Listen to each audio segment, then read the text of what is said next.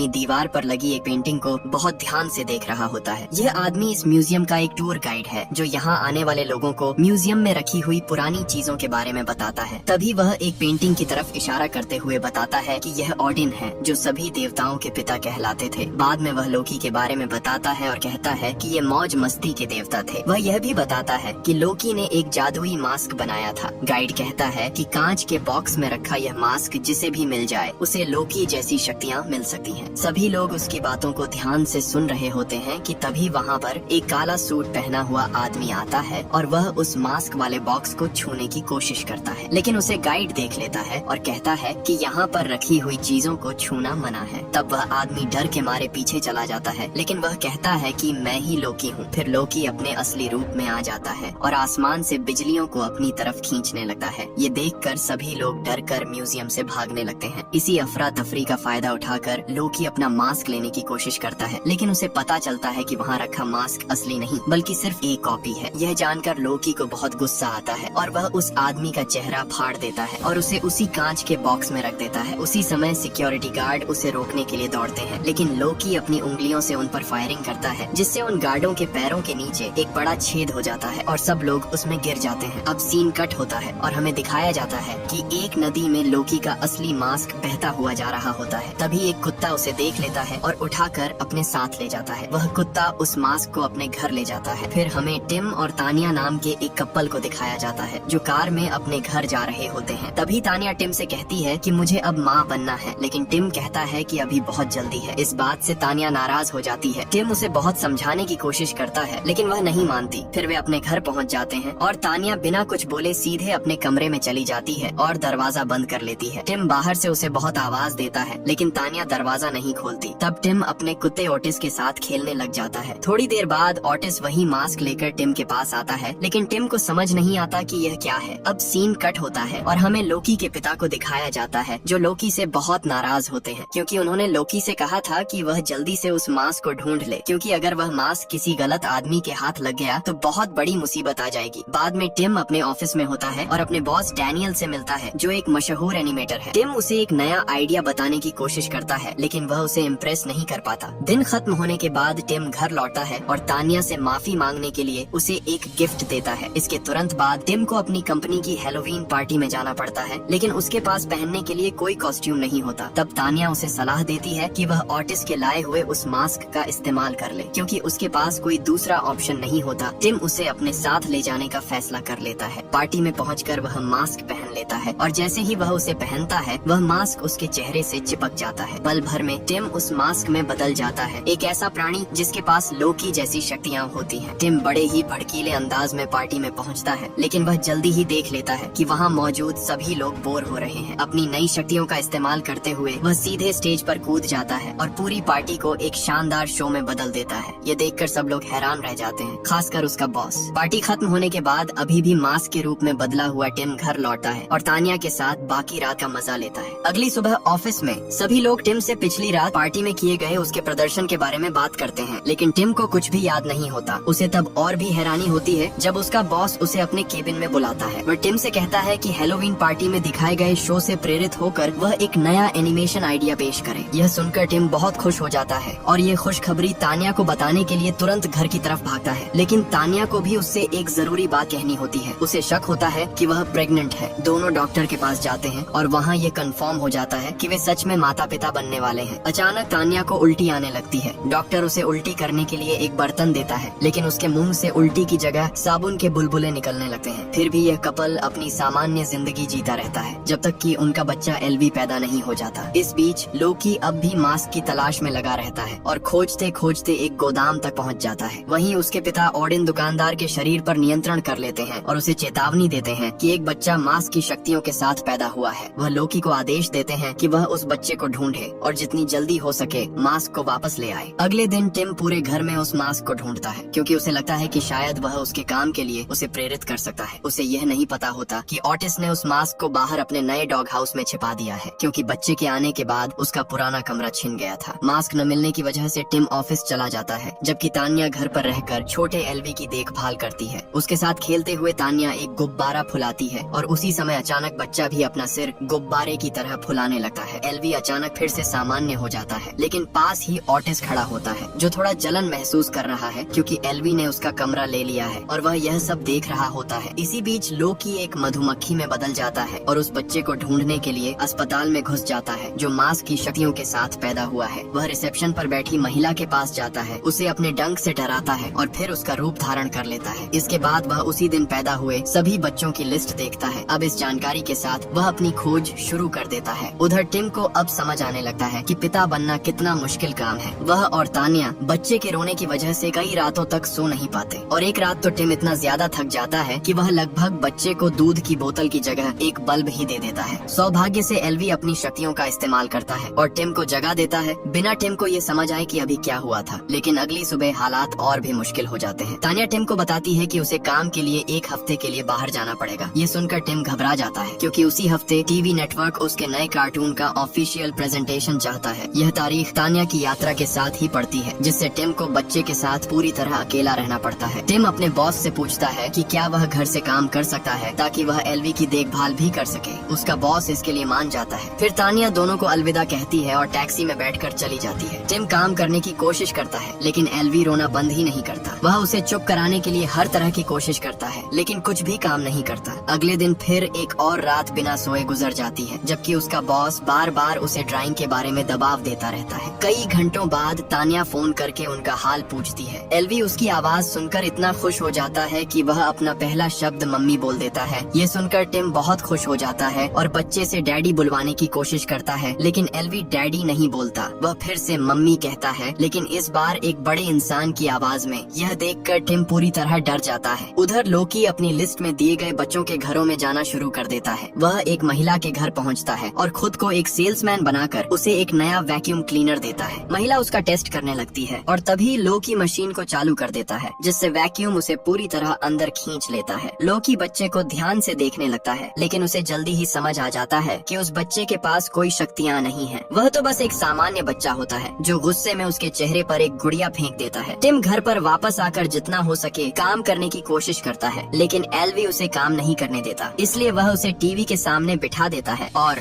The फ्लिंटस्टोन्स और woody woodpecker जैसे cartoon दिखाने का फैसला करता है। भले ही तानिया ने उसे ऐसा न करने के लिए कहा था लेकिन सबसे जरूरी बात यह है कि यह तरीका काम कर जाता है। एल्वी शांत हो जाता है। टिम इस मौके का फायदा उठाकर जल्दी जल्दी थोड़ा काम करने लगता है और ऑटिस से कहता है कि वह बच्चे का ध्यान रखे। लेकिन कुत्ता सीधे बाहर अपने डॉग हाउस में चला जाता है और वहाँ खुदाई करने लगता है ताकि वह लोकी का वही मास्क ढूंढ सके जिसे उसने पहले छिपा दिया था। उस रात टिम सो जाता है जबकि एल्वी टीवी पर कार्टून देखता रहता है और इसी समय ऑटिस आखिरकार मास्क ढूंढ लेता है और उसे पहनकर बदल जाता है। उधर एल्वी एक कार्टून देख रहा होता है जिसमें एक आदमी को एक मेंढक मिलता है जो गाता और नाचता है। उसका मालिक उस मेंढक को एक बिजनेसमैन को दिखाकर उससे पैसा कमाने की कोशिश करता है लेकिन हर बार जब कोई दूसरा आदमी उसे देखता है तो मेंढक बिल्कुल सामान्य जानवर की तरह व्यवहार करता है और आखिर में उस कार्टून का अंत इस तरह होता है कि मुख्य किरदार को पागल समझकर मानसिक अस्पताल में भेज दिया जाता है। एल्वी उस कार्टून को बहुत मजे से देख रहा होता है लेकिन उसे यह बिल्कुल पता नहीं होता कि ऑटिस जिसने अब मास्क पहन लिया है उसे हमेशा के लिए खत्म करने की योजना बना रहा है। अगली सुबह टिम फिर से अपने काम में लग जाता है लेकिन प्रेजेंटेशन के लिए उसका कोई भी आइडिया अच्छा नहीं लग रहा होता। उसी समय एल्वी अपने पिता के सामने उसी नाचते हुए मेंढक वाले कार्टून की नकल करने लगता है। टिम अपनी आंखों पर विश्वास ही नहीं कर पाता। फिर अचानक बच्चा रूप बदल लेता है और उसका सिर वुडी वुडपेकर जैसा हो जाता है और वह पूरे कमरे में दौड़ने और कूदने लगता है। एल्वी भागकर किचन में चला जाता है और टिम उसके पीछे पीछे दौड़ता है। भागते हुए टिम इमरजेंसी सर्विस को फोन करता है और उन्हें बताने की कोशिश करता है कि उसका बेटा अजीब अजीब और असंभव करतब कर रहा है। लेकिन जैसा कि उम्मीद थी फोन पर मौजूद ऑपरेटर को उसकी बात पर बिल्कुल भरोसा नहीं होता और वह फोन काट देता है। टिम सोचने लगता है कि अब क्या करे। तभी वह बाहर अपने पड़ोसी को देखता है और मदद मांगने के लिए उसके पास दौड़कर चला जाता है। वह उसे पूरी घटना बताता है लेकिन पड़ोसी को भी उसकी बात पर यकीन नहीं होता। टिम सच्चाई साबित करने की कोशिश करता है और एल्वी से कहता है कि वह पहले की तरह गाना और नाचना शुरू करे लेकिन कार्टून वाले मेंढक की तरह बच्चा कुछ भी नहीं दिखाता। दूसरों के सामने एल्वी बिल्कुल एक सामान्य बच्चे की तरह व्यवहार करता है। हताश होकर टिम उसे हिलाने लगा है यह सोचकर कि शायद वह कुछ कर दे लेकिन पड़ोसी गुस्सा हो जाती है और टिम को अपने घर से बाहर निकाल देती है। कुछ मिनट बाद टिम वापस घर आता है और अपने बेटे को शांत करने की कोशिश करता है लेकिन तभी एल्वी उसका पैर पकड़ लेता है और उसे लिविंग रूम के फर्नीचर पर ऐसे पटकने लगा है जैसे वह कोई खिलौना हो। उसी समय ऑटिस कमरे के दूसरी तरफ से आता है और बच्चे को एक खिलौना देता है, लेकिन वह असली खिलौना नहीं होता, वह एक बम होता है। एल्वी तुरंत समझ जाता है कि यह बम है। वह उसका फ्यूज बुझा देता है, अपने मुंह से धमाके की आवाज निकालता है और वहाँ से भाग जाता है। जब ऑटिस यह आवाज सुनता है तो उसे लगता है कि उसने आखिरकार बच्चे से छुटकारा पा लिया है और वह अपनी इस जीत का जश्न मनाने लगता है। लेकिन तभी उसे इनाम के तौर पर एक बड़ी हड्डी मिलती है और वह उसे चबाने लगता है। उसे यह पता नहीं होता कि यह भी एल्वी द्वारा बनाया गया एक बम है।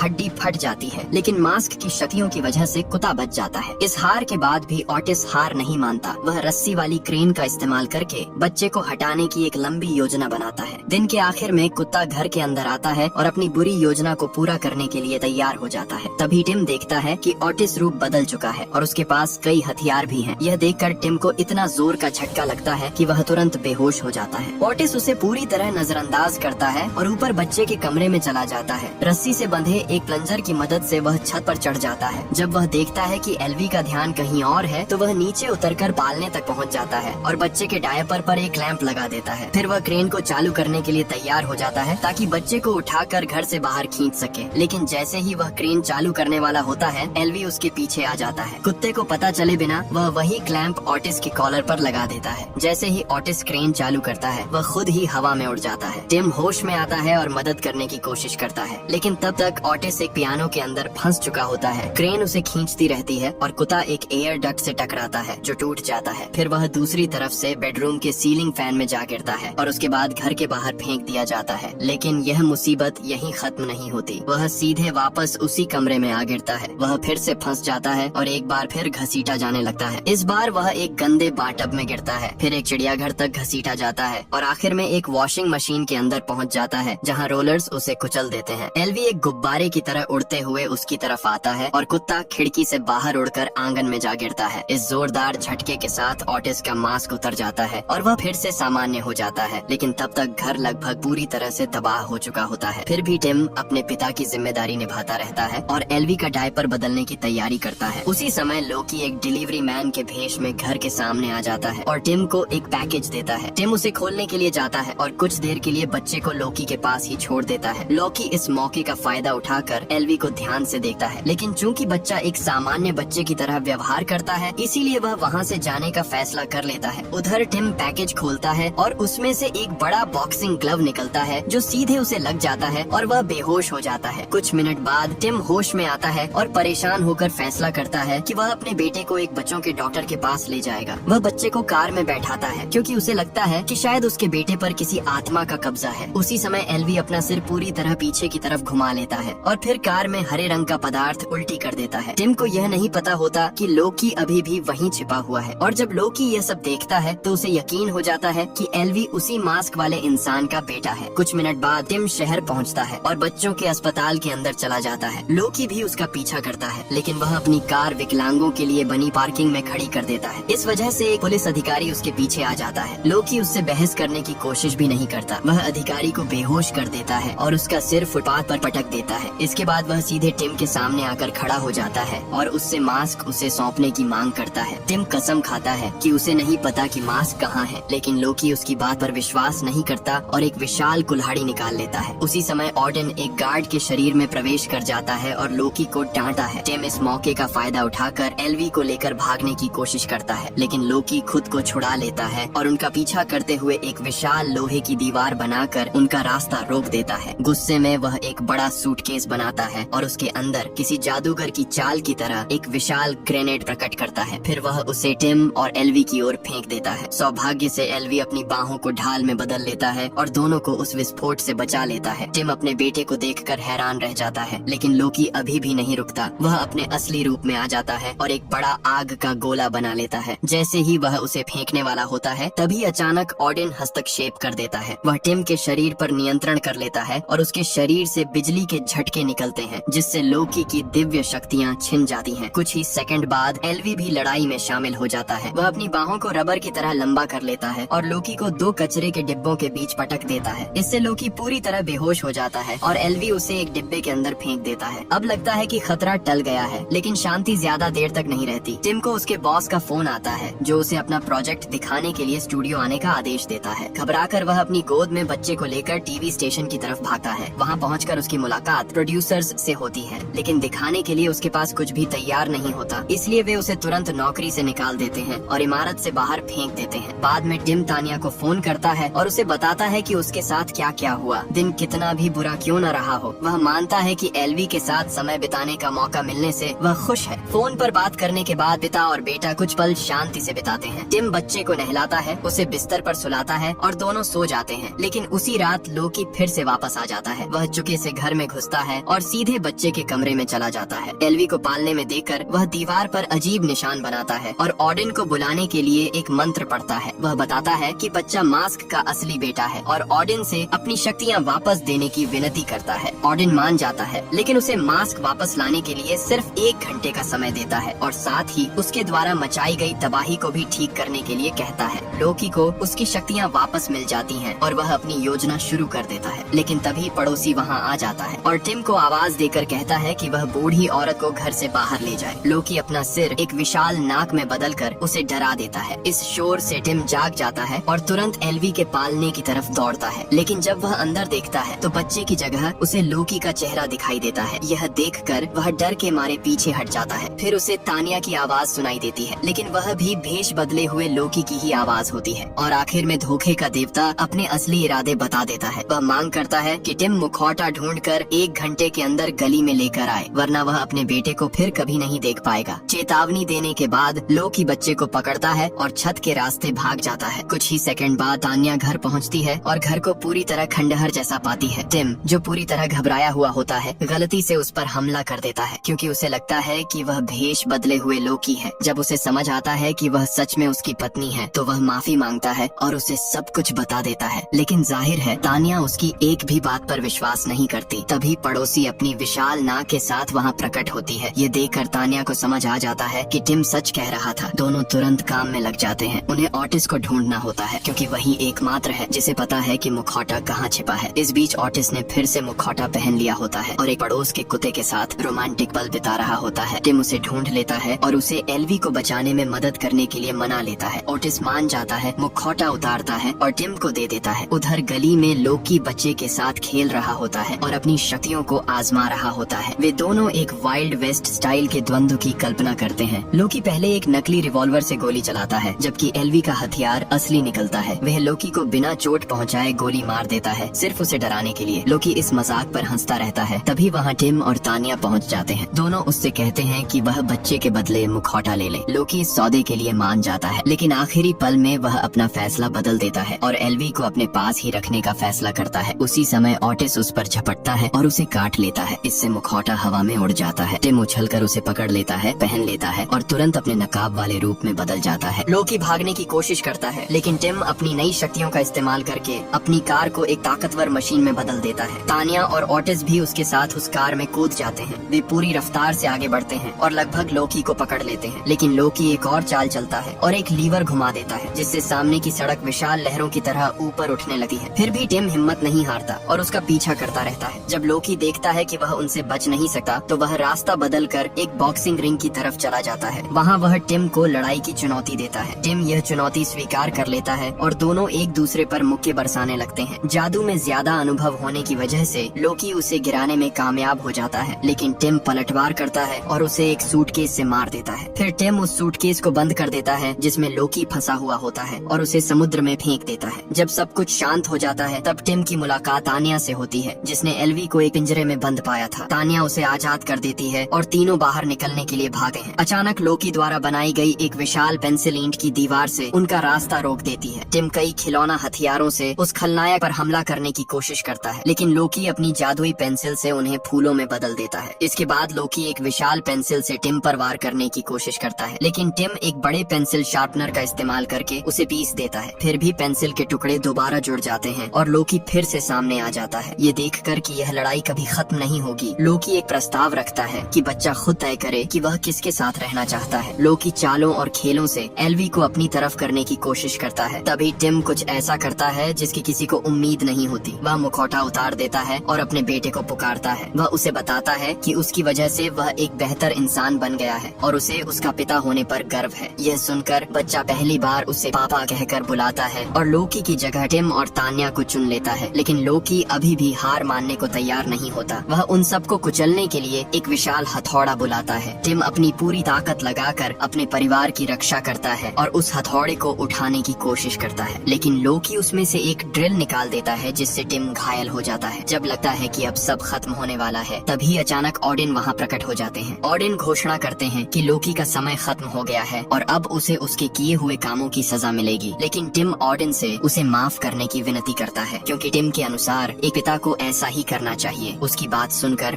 ओडिन प्रभावित हो जाते हैं और लोकी को माफ करने का फैसला करते हैं। इसके बाद वह लोकी को अपने साथ देवताओं की दुनिया में वापस ले जाते हैं। जाने से पहले ओडिन उस मुखौटे को भी अपने साथ ले जाते हैं ताकि वह फिर कभी मुसीबत न खड़ी कर सके। अगले दिन टिम अपने पुराने बॉस से मिलने जाता है और उन्हें अपने बेटे के साथ हुए अनुभवों से प्रेरित एक नए एनिमेशन प्रोजेक्ट का आइडिया दिखाता है। उसके बॉस को ये आइडिया बहुत पसंद आता है और फिर वे दोनों मिलकर एक कार्टून बनाते हैं जो बहुत बड़ी सफलता हासिल करता है। उसी रात शो के प्रीमियर के दौरान टिम अपने पूरे परिवार के साथ जश्न मनाता है। कुछ ही देर बाद तान्या बताती है कि वह फिर से गर्भवती है। यह खबर सुनकर टीम बहुत खुश होता है और इसी के साथ ये कहानी यहीं पर खत्म हो जाती है।